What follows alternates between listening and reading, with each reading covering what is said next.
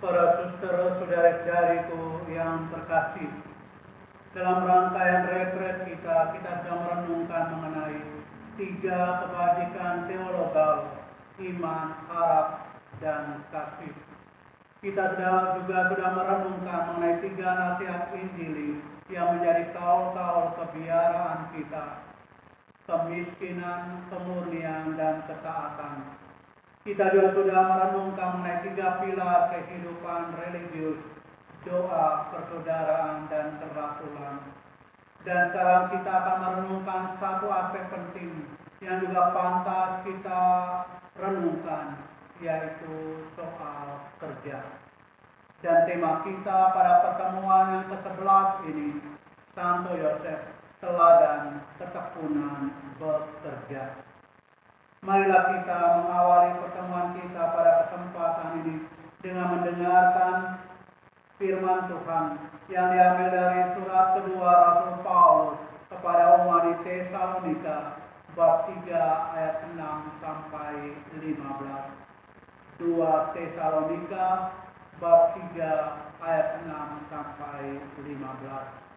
Saya bacakan.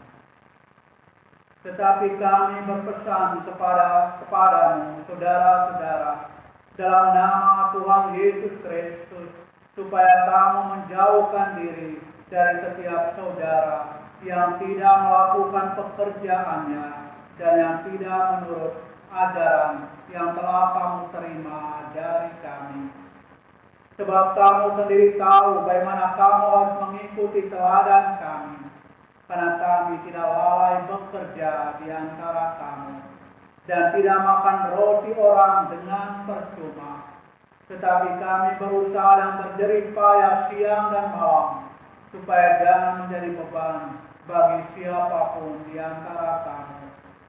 Bukan karena kami tidak berhak untuk itu, melainkan karena kami mau menjadikan diri kami teladan bagi kamu, supaya kamu ikuti. Sebab juga waktu kami berada di antara kamu, kami memberi peringatan ini kepada kamu: jika seorang tidak mau bekerja, janganlah ia makan. Kami katakan ini karena kami dengar bahwa ada orang yang tidak tertib hidupnya dan tidak bekerja, melainkan sibuk dengan hal-hal yang tidak berguna. Orang-orang yang demikian kami peringati dan nasihati dalam Tuhan Yesus Kristus, supaya mereka tetap tenang melakukan pekerjaannya, dan dengan demikian makan makanannya sendiri. Dan kamu, saudara-saudara, janganlah jemu-jemu berbuat apa yang baik. Jika ada orang yang tidak mau mendengarkan apa yang kami katakan dalam surat ini, tandailah dia dan jangan bergaul dengan dia, supaya ia menjadi malu. Tapi janganlah dia anggap dia sebagai musuh, tetapi tegurlah dia sebagai seorang saudara. Demikianlah sabda Tuhan. Syukur kepada Allah. Para suster, saudari-saudariku yang terkasih, kita memang percaya akan penyelenggara ilahi. Allah menyelenggarakan kehidupan kita. Kita tidak usah takut dan khawatir tentang makanan atau cemas tentang pakaian. Tuhan menganugerahkan apa yang kita butuhkan. Tetapi kita mestinya sadar, Tuhan juga meminta kita untuk berbuat sesuatu yang menjadi bagian kita. Harus bekerja untuk memenuhi kebutuhan hidup yang layak sebagai manusia.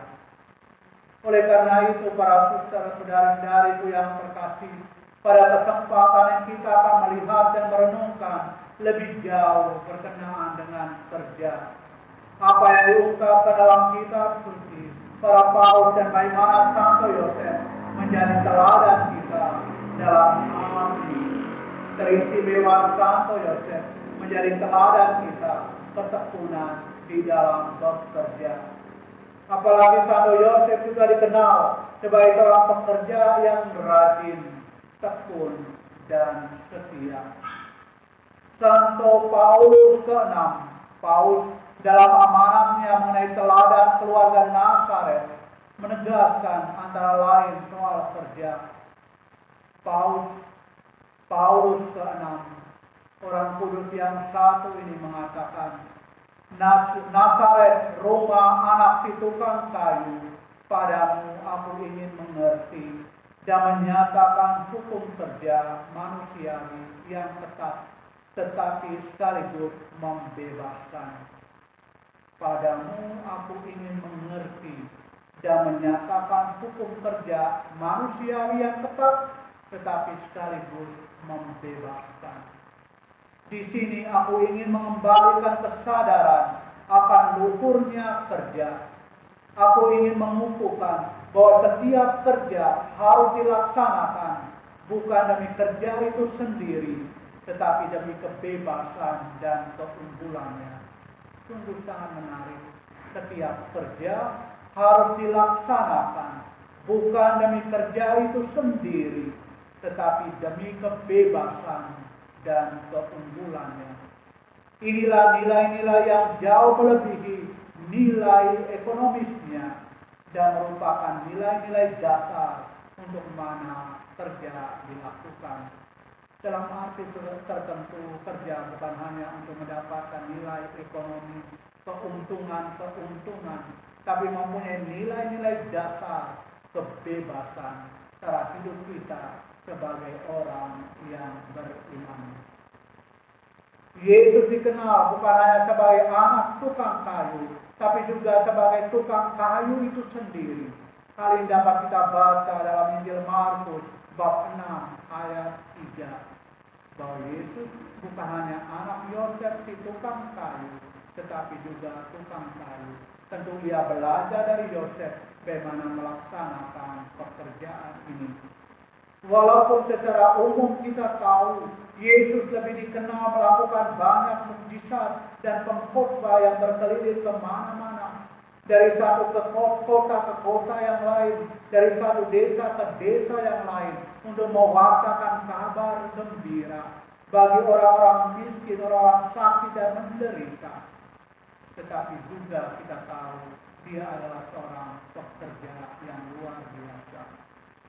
Penginjil Yohanes menegaskan, Bapakku bekerja sampai sekarang, maka aku pun bekerja juga. Yohanes 5:17. Bapakku bekerja sampai sekarang, maka aku pun bekerja juga. Yesus menasihati para muridnya supaya mereka bekerja bukan untuk makanan yang dapat binasa, melainkan untuk makanan yang bertahan sampai kepada kehidupan kekal. Penegasan yang sungguh mendalam, luar biasa. Yesus menasihati para muridnya, menasihati kita semua. Bekerja bukan untuk makanan yang dapat binasa, melainkan untuk makanan yang bertahan sampai kepada kehidupan kekal. Makanan yang demikian ini dapat diberikan oleh anak manusia, Yesus sendiri. Dan kita tahu pekerjaan yang harus mereka lakukan, yang harus kita lakukan adalah percaya kepada Dia yang telah diutus oleh Allah. Injil Yohanes bab 6 ayat 27 dan 20 sampai 29. Pekerjaan Allah untuk sampai kepada kehidupan kekal, untuk mendapatkan makanan yang tidak dapat binasa, yaitu percaya. Para murid meninggalkan pekerjaan mereka sebagai nelayan, percaya kepada Allah, dipertentangkan dengan kekhawatiran akan mata pencaharian. Matius 6 ayat 19 sampai 34, Lukas 12, 13 sampai 41. Para murid memang meninggalkan pekerjaan mereka sebagai nelayan, dan mereka percaya kepada Yesus, mengandalkan kehidupan mereka, masa depan mereka kepada Yesus sendiri. Melakukan pekerjaan Allah adalah memiliki iman. Yohanes bab 6 ayat 29. Melakukan pekerjaan Allah adalah memiliki iman. Oleh karena itu sungguh sangat indah apa yang tadi juga sudah kita renungkan berkenaan dengan kata-kata Santo Agustinus. Percayalah kepada Allah, seakan-akan segala sesuatu bergantung pada Allah. Tapi juga bekerjalah segiat-giatnya, seakan-akan segala sesuatu berasal dari dirimu. Apa yang kita lakukan, apa yang kita kerjakan harus dilandasi oleh iman yang mendalam. Kita adalah rekan sekerja dengan Allah yang menanamkan dan membangun iman komunitas.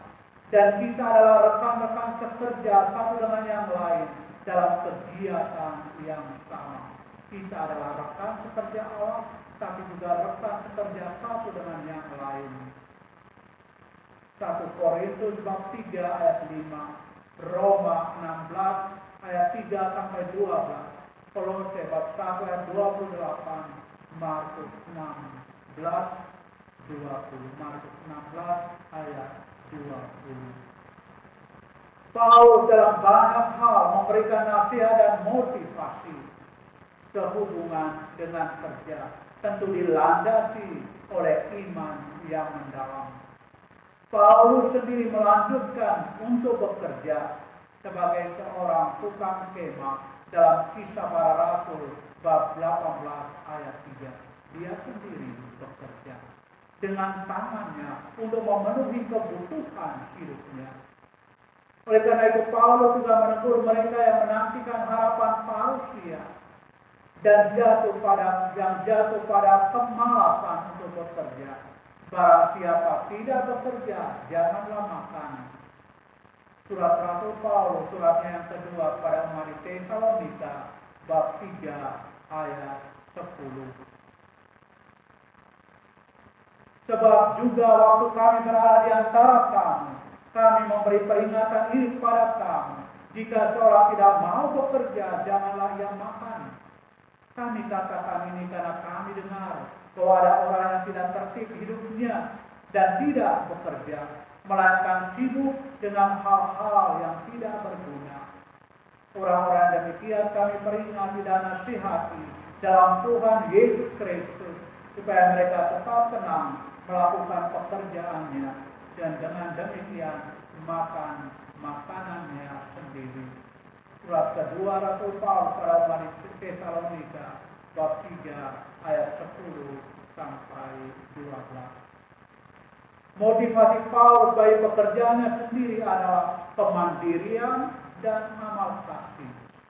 Jadi hal yang mendorong Paulus untuk bekerja adalah kemandirian untuk hidupnya. Ia makan dari usahanya sendiri, tapi juga ia memikirkan orang lain dalam perbuatan amal kasih. Dia juga mendorong orang-orang lain untuk bekerja supaya jangan menjadi beban bagi sesama. Mendorong orang lain untuk juga bekerja, menasihati orang untuk meninggalkan kemalasan, tekun bekerja supaya orang lain juga memiliki kemandirian.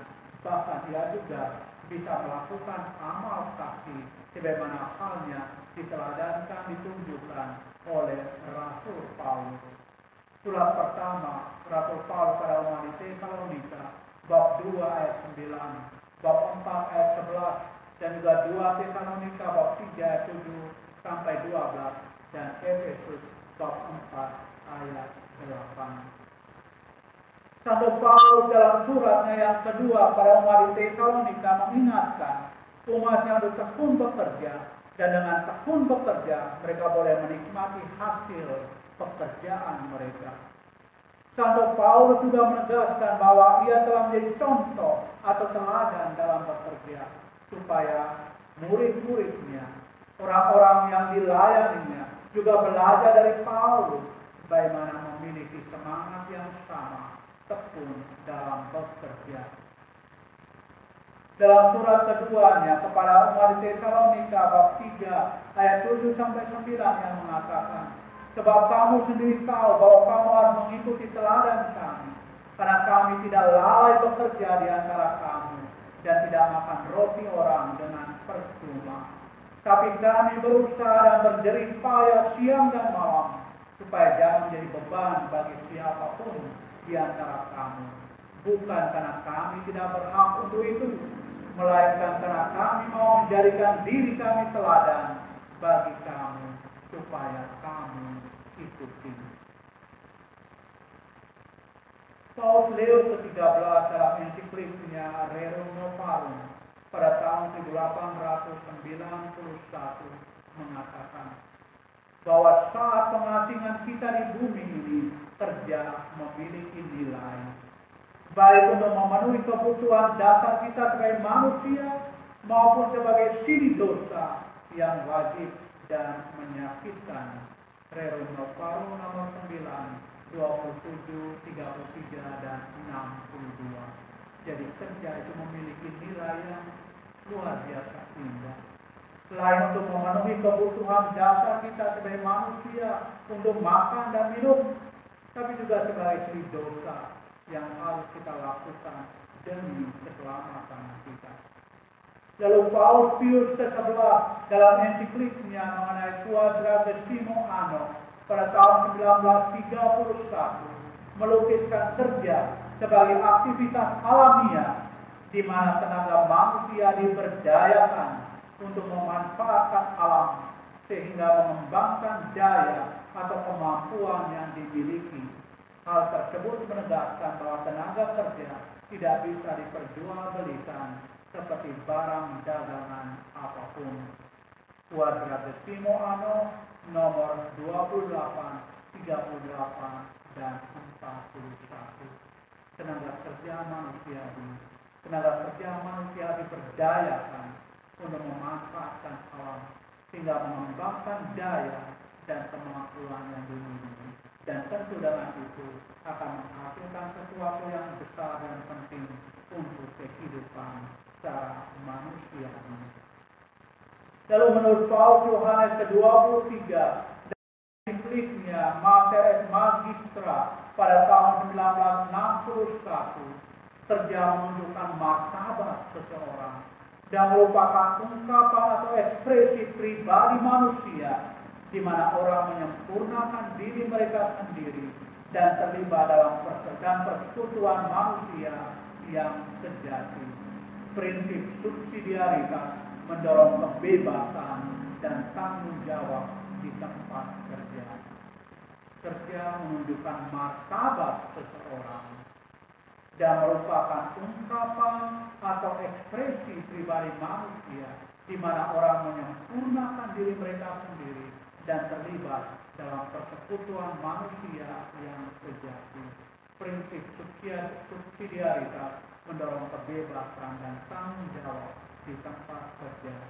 Mater et Magistra nomor 18, 51 sampai 55, 81 sampai 83, 91 sampai 92, 145 dan 256. Lalu Konsili Vatikan kedua dalam konstitusi pastoralnya mengenai gereja dalam dunia dewasa ini, Gaudium et Spes, memulai sebuah perubahan besar dalam teologi kerja. Dia menghidupkan kembali gagasan Alkitabiah bahwa Tuhan bekerja dan menegaskan bahwa melalui karya mereka, orang-orang Kristen mengungkapkan karya Sang Pencipta itu sendiri. Semakin mendalam makna dari kerja, menghidupkan kembali gagasan Alkitabiah bahwa Tuhan bekerja dan menegaskan bahwa kita manusia melalui karya kita sebagai orang beriman Kristiani mengungkapkan karya Sang Pencipta itu sendiri. Tenaga kerja manusia yang meliputi jasa adalah hal yang utama dalam kehidupan ekonomi. Kerja memanusiakan dan mengatur alam. Kerja memanusiakan dan mengatur alam, serta menggabungkan pekerja dalam pelayanan dan amal. Para pekerja adalah partner dalam menyempurnakan ciptaan alam. Para pekerja adalah partner dalam menyempurnakan ciptaan alam. Sungguh kerja menggabungkan mereka dengan karya Kristus yang membawa penebusan yang memberikan pekerjaan martabatnya yang mulia. Kerja harus sesuai dengan kebutuhan para pekerja, yang menyangkutkan mereka untuk mengembangkan diri mereka sendiri untuk ambil bagian secara aktif dalam menjalankan suatu usaha. Kerja harus sesuai dengan kebutuhan para pekerja, yang menyangkutkan mereka untuk mengembangkan diri mereka sendiri dan untuk ambil bagian secara aktif dalam menjalankan suatu usaha. Dari SPS nomor 34, 67, dan 68. Para suster saudari-saudariku yang terkasih, setelah Konsili Vatikan kedua, beberapa dokumen kepausan dikeluarkan lagi berkenaan dengan kerja.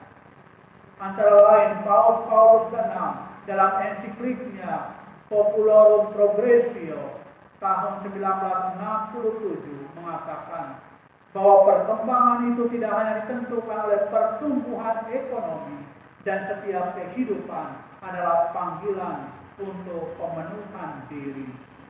Dunia itu sakit dan tidak beres dikarenakan oleh ingat diri dalam kerja dan lemahnya solidaritas. Dunia kita sakit atau tidak beres justru karena ingat diri dalam kerja dan lemahnya solidaritas. Itulah sebabnya Paus karena menegaskan bahwa kerja itu dikehendaki dan diberkati oleh Allah. Kerja itu dikehendaki dan diberkati oleh Allah. Dan melalui kerja kita menyempurnakan karya Allah. Luar biasa apa yang dikatakan oleh Paus karena melalui kerja kita menyempurnakan karya Allah. Sesungguhnya setiap orang yang bekerja adalah seorang pencipta, dan kerja adalah misi untuk berbagi penciptaan dalam dunia adikodrati. Setiap orang yang bekerja adalah seorang pencipta, dan kerja adalah misi untuk berbagi penciptaan dalam dunia adikodrati. Populorum Progressio nomor 14 sampai 15, 27 sampai 28, dan 66. Sedangkan Yohanes Paus kedua dalam ensikliknya Laborem Exercens pada tahun 1981 membuka wawasan baru berkenaan dengan makna kerja.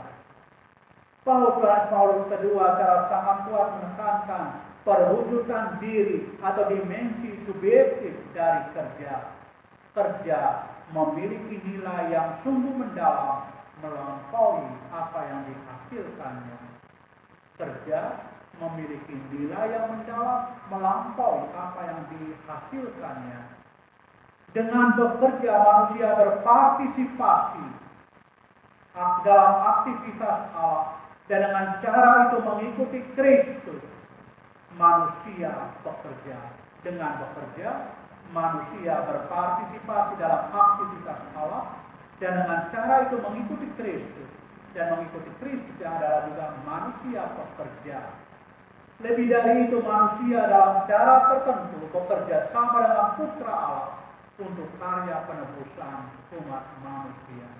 Lebih dari itu, manusia dengan kerjanya dalam cara tertentu bekerja sama dengan Putra Allah untuk karya penebusan umat manusia. Laborem Exercens nomor 26 sampai 27. Selanjutnya para suster saudara-saudariku yang terkasih, kita melihat mengenai Santo Yosef dalam kaitan dengan kerja. Sesungguhnya Santo Yosef adalah seorang pekerja yang luar biasa. Ia juga kita kenal sebagai seorang tukang kayu. Ia juga menjadi teladan kita dalam ketekunan untuk bekerja. Santo Yosef adalah seorang pekerja keras. Dalam cara tertentu ia sudah ambil bagian dalam karya penciptaan Allah dan karya penebusan umat manusia. Dalam cara tertentu ia sudah ambil bagian dalam karya penciptaan Allah dan karya penebusan umat manusia. Karena ketekunan dan kesetiaannya dalam kerja, keluarganya dikenal sebagai keluarga tukang kayu. Yesus anaknya juga dikenal sebagai anak tukang kayu. Matius bab 13 ayat 35 dan Markus bab 6 ayat 3. Karena ketekunannya dan kesetiaan dalam kerja. Sekali lagi, keluarganya juga dikenal sebagai keluarga tukang kayu. Yohanes Paulus kedua dalam anjuran apostoliknya mengenai pribadi dan misi Santo Yosef dalam kehidupan Kristus dan gereja Redemptoris Custos yang dikeluarkan pada 15 Agustus 1989 bicara secara khusus tentang Santo Yosef dalam kaitan dengan kerja. Bahwasanya kerja adalah ungkapan cinta kasih. Sekali lagi, kerja adalah ungkapan cinta kasih. Maka kerja bukan hanya sekedar kerja. Kerja bukan hanya demi kerja itu sendiri, tapi satu ungkapan cinta yang mendalam. Ambil bagian dalam karya penciptaan Allah yang adalah kasih. Kerja adalah ungkapan cinta sehari-hari dalam keluarga Nazaret. Injil menceritakan tentang pekerjaan yang dilakukan secara khusus oleh Santo Yosef untuk mendukung keluarganya. Dia adalah seorang tukang kayu.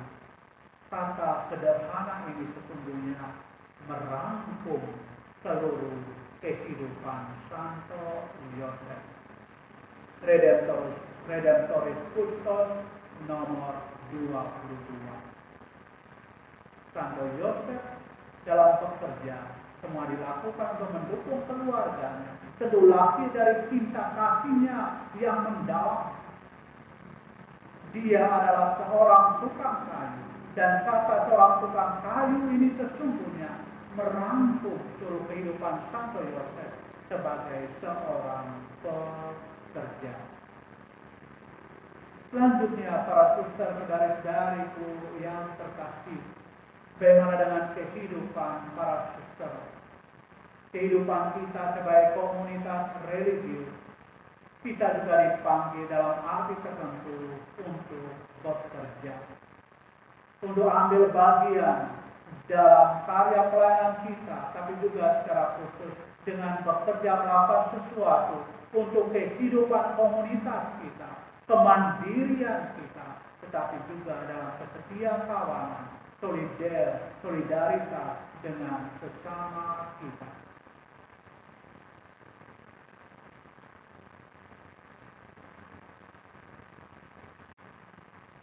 Dalam panggilan hidup sebagai religius, kita tentu tidak bisa dilepaskan dari kerja. Selain menghayati tuntutan sebagai pelaku hidup bakti, untuk hidup dalam iman, harap dan kasih, untuk tinggal dalam doa, persaudaraan dan pelayanan, untuk pelaksanaan kemurnian, kemiskinan dan ketaatan, kita juga melakukan pekerjaan tentu sesuai dengan bidang atau tugas yang dipercayakan kepada kita masing-masing.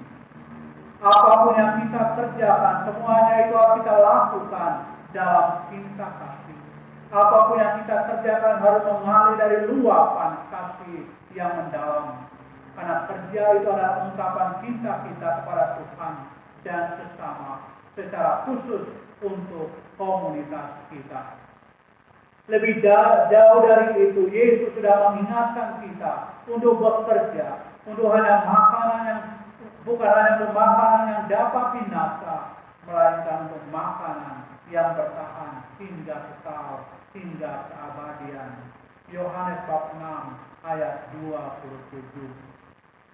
Kongregasi untuk lembaga hidup bakti dan serikat hidup kerasulan dalam pedoman pembinaan dalam lembaga-lembaga religius menegaskan kerja merupakan hukum umum yang disadari oleh para religius sebagai unsur pengikat di antara mereka. Supaya bisa hidup, kerja tidaklah menghambat penyelenggaraan Allah. Supaya bisa hidup, kerja di dalam hamba penyelenggaraan Allah, yang memperhatikan bagian-bagian yang terkecil pun dari hidup kita. Sebaliknya, kerja justru masuk dalam rencananya. Kerja dapat dipandang sebagai pelayanan kepada komunitas, sebagai sarana untuk menjalankan suatu tanggung jawab di dalamnya dan untuk bekerja sama dengan orang lain. Kerja memberikan kesempatan untuk mengembangkan disiplin pribadi. Kerja memberikan kesempatan untuk mengembangkan disiplin pribadi dan memberikan keseimbangan kepada kegiatan-kegiatan yang lebih bersifat batin yang merupakan acara hidup sehari-hari. Nomor 79. Dan masih dalam nomor yang sama, nomor 79 ini kepada kita disampaikan. Dengan demikian kerja bukan hanya menjawab kebutuhan ekonomi dan sosial. Bukan hanya menjawab kebutuhan ekonomi dan sosial, melainkan juga menjawab tuntutan Injil.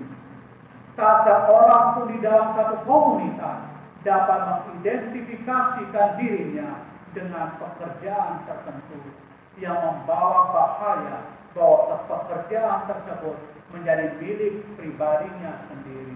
Sebaliknya, semua harus siap untuk pekerjaan apapun yang diminta dari mereka. Sebagai religius, kita masing-masing harus siap untuk pekerjaan apapun yang diminta dari kita masing-masing. Sebagai religius, para suster juga semestinya bekerja bukan hanya untuk kebutuhan hidup dan kekuatan finansial dalam karya kerasulan, terlebih dalam kesaksian hidup di tengah umat. Konstitusi para suster sungguh sangat indah menegaskan aspek ini dalam konstitusi nomor 216. Sesuai dengan semangat kongregasi, maka kebersamaan kita bersama umat dalam kesibukan karya hendaknya nyata dalam usaha kita untuk bekerja sama dengan mereka, berjuang dan menderita bersama mereka, serta hidup sederhana sambil bekerja keras membangun kesejahteraan manusia. Sesuai dengan semangat kongregasi, maka kebersamaan kita bersama umat dalam kesibukan karya hendaknya nyata dalam usaha kita untuk bekerja sama dengan mereka, berjuang dan menderita bersama mereka, serta hidup sederhana sambil bekerja keras membangun kesejahteraan manusia. Para suster saudara-saudariku yang terkasih, kita tidak hanya omong atau bicara tentang bekerja, tapi semestinya hidup dalam semangat kerja untuk mencari sumber dana untuk kecukupan dan kelayakan hidup bersama. Tapi terlebih dari itu, mengalir dari cinta kasih yang mendalam, mengungkapkan apa yang dikehendaki Allah di dalam dan melalui pekerjaan kita, karya kita. Dan semuanya itu terungkap dalam cara hidup kita. Memang uang bukan segalanya, tapi kita membutuhkan uang untuk segala keperluan dan untuk kehidupan kita. Bahkan juga ambil bagian dalam karya kerasulan dalam kehidupan kita. Tapi seraya mencari sumber dana untuk kebutuhan kita, kita juga mengandalkan Tuhan di atas segala-galanya. Saya lalu teringat dan juga kita bisa melihat dalam uang lembaran dolar Amerika. Ada satu tulisan yang sangat indah. I trust in God. Saya percaya kepada Allah. Justru dalam uang, maka uang mereka dolar, dalam khususnya dalam uang kertas dolar Amerika Serikat. I trust in God. Oleh karena itu, para suster saudara-saudari yang terkasih, dalam melakukan segalanya, termasuk dalam pekerjaan kita, dalam karya kita, iman kita semakin dikuatkan. Cinta kita kepada sesama semakin mendalam. Karena dengan melalui pekerjaan, kita juga semakin berbagi. Rasa solidaritas yang tinggi mengalir dari iman kita akan Allah yang semakin mendalam. Semoga kita juga semakin meneladan Santo Yosef dalam semangat kerjanya yang luar biasa. Sekian dan terima kasih. Tuhan memberkati. Bunda Maria dan Santo Yosef mendoakan kita semua semakin tekun di dalam bekerja, bertumbuh dalam iman yang semakin mendalam.